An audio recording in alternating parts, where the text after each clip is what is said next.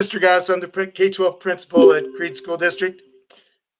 I'm here today with members of the District Accountability Committee and our special guest, Mrs. Crispell, our 4th and 5th grade teacher.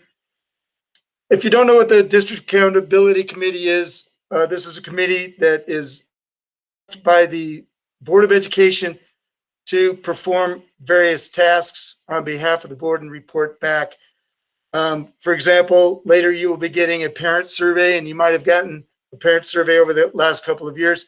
It's the District Accountability Committee that is behind collecting the data from those surveys. We've also recently changed our graduation rates.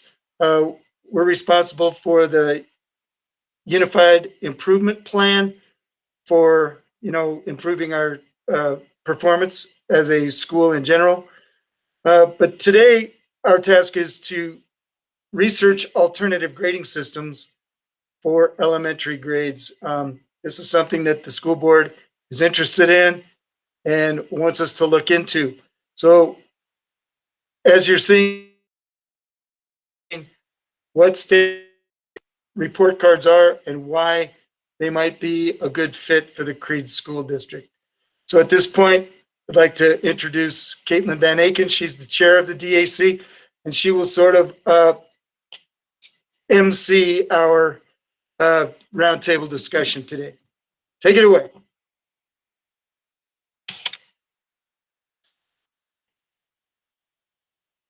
But unmute first, please. Okay, all right. So our first question is, what is standards-based grading? So Michelle Crispell, I would direct that question to you if you'd like to speak on it. Thank you. Okay, are we our screen right here? Yes. Okay. So standards-based grading is giving information to families based upon the Colorado state standards. I'm going to quick flip over to this. This is an example of what our staff is using to make sure our standards are aligned. And you can see these list, for example, all the math standards, and we have some highlighted as our fence posts, they're called. So when we look at those standards, and then we flip over and we look at the report card example, you're going to see there's 4 areas: number system, geometry, okay, and they all have some underneath them. And we try to simplify and yet give a little more detailed information to our parents than just a letter grade under math that says, math, you got a B. So this, for example, is going to tell you in all 4 of those math areas how your student is doing. And it'll give you a little more specifics than just an A, B, or C, or whatever under a subject area. We also were looking at saying developing, proficient, or limited progress toward a goal, because we think that if your child is proficient in a standard, then they're just going to move on and go to the next grade level standard rather than do any other kind of work toward thing we taught this, working on it right now. So, Caitlin, where are you? There you go. Does that kind of answer some questions, I hope, as to why we would try to report out based upon standards for Colorado, give some parents more information as to their child's progress? Yes, and just to clarify, this would be in place of letter grades. This is now moving from letter grades. Okay. Yeah. Because we feel like letter grades don't give you enough information if you just have math and then an A. Well, what exactly does that mean for my child in math? Right. And you're saying that you would just move forward to the next, if they've met the goal, then they're moving forward, they're moving on to the next grade level. Yeah. So okay. Yeah. It does. So what are the advantages? Is my that next me too? question.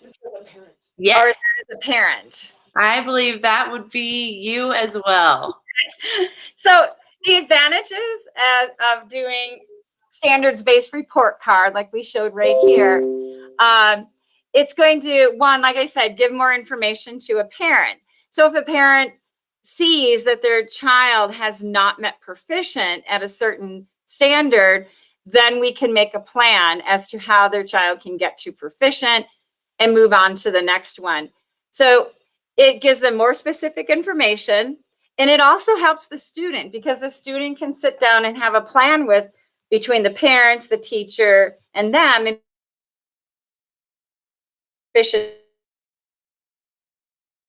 working on.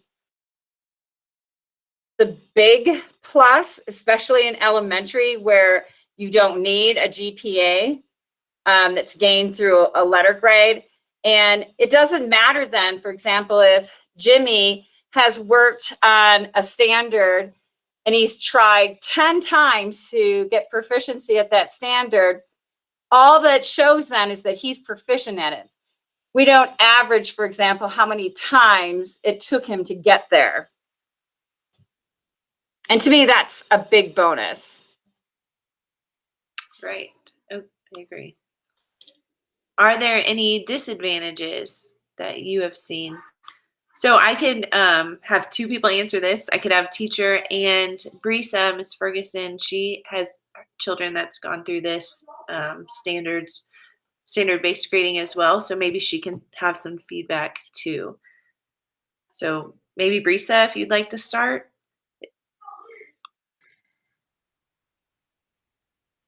Since I haven't had many disadvantages with this grading, I think just speaking to the teacher and figuring out exactly what your standards that your child is getting graded is, what that means, is the way that you work through it and give your child a goal, is communicating with your teacher. I don't have any negative drawbacks in my experience with this. And I don't see any for teachers either. I think initially it may be a little bit extra work to get it all set up and ready to, but in my experience of using standards-based grading for the past 10 years or so, it makes me pay attention to the standards a lot more than I did before. And I think it makes students realize what is the expectation that they're supposed to learn a whole lot more when they know exactly what standard they're working on.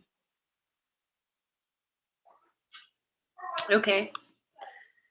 And the final question I have is, do you think standards-based grading provided important information concerning your students' progress?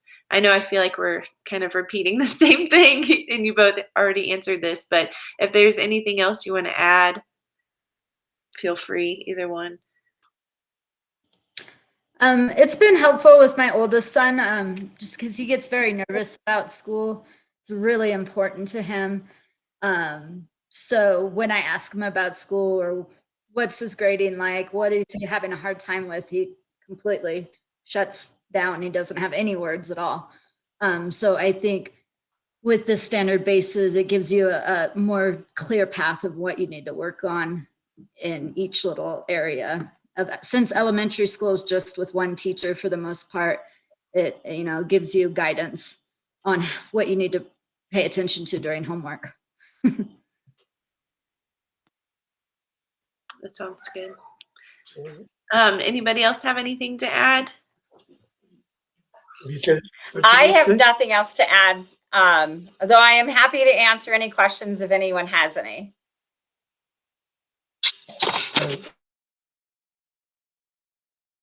Thank you. Brief today and just give you an idea of what standard-based report cards are like and how they might be a good fit at the Creede School District. And we're going to be reporting back to the school board. So please contact us with any questions you have, and let us see if we can help clarify things for you. We are going to have a question on the next parent survey. It'll be coming out next month, that will have to do with your feelings strongly in either direction, of whether you think we should try to get the school board to move forward with this as early as next fall, or whether you have some serious doubts about it. So there will be a question on the next parent survey. So